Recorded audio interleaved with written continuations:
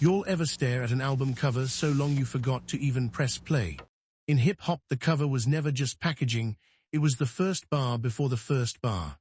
Before Spotify made everything a tiny square, you had to hold that vinyl or that CD case in your hands, and the picture on the front told you everything about what you was about to hear.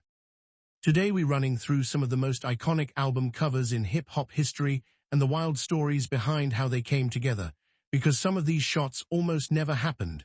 Let's start with Nas and Illmatic, 1994. Illmatic, in my opinion, is the greatest hip-hop album ever. 94.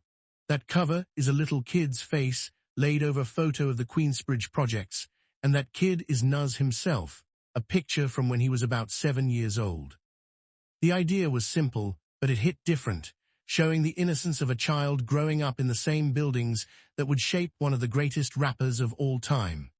The photo of the projects behind him was shot by a photographer who literally walked the grounds of Queensbridge to capture it real, no studio, no green screen.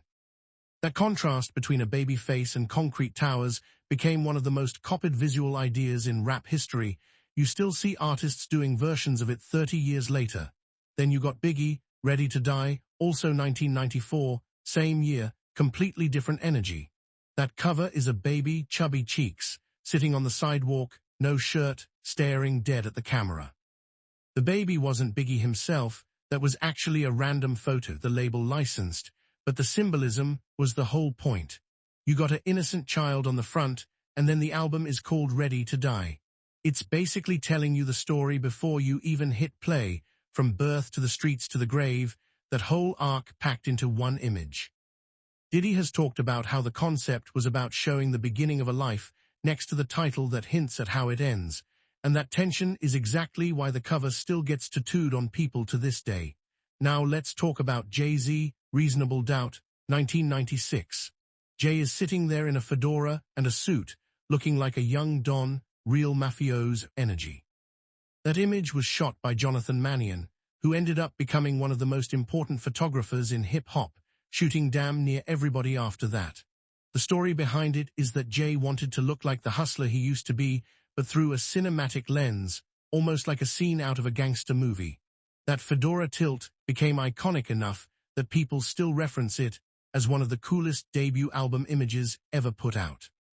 Let's go to the West Coast for a second. Dr. Dre, The Chronic, 1992. That cover is simple, orange background, rolling paper design, with Dre's name written like it's the brand name on a pack of zigzags.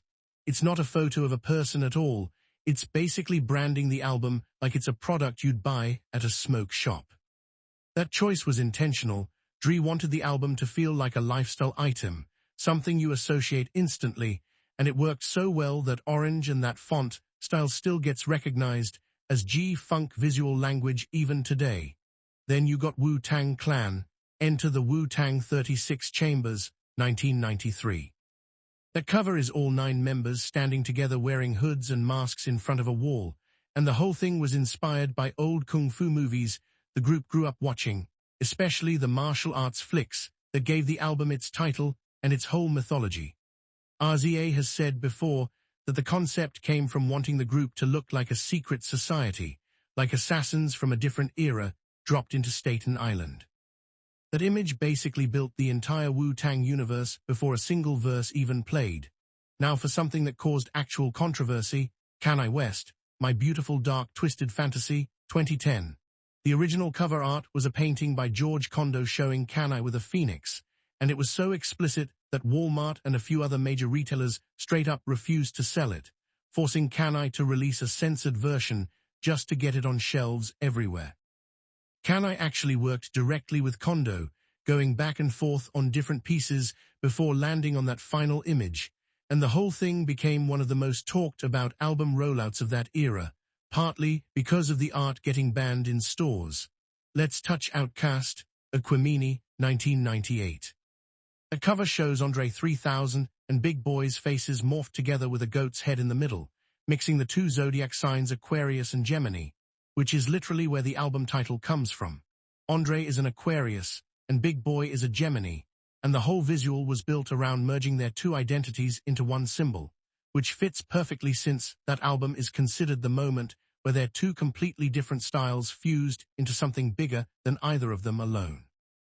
One more that's gotta get mentioned, Snoop Dogg, Doggystyle 1993.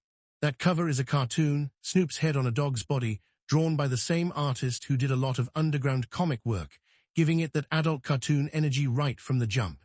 It matched Snoop's whole persona, playful but street at the same time, and it became one of the most recognizable cartoon album covers in music period, not just hip-hop. What's wild when you look back at all these is that none of these images happened by accident. Every single one was a decision, a message, sometimes a fight with a label or a store, all just to get the right picture on the front before anybody heard a single track. That's the part people forget. The album cover used to be part of the storytelling,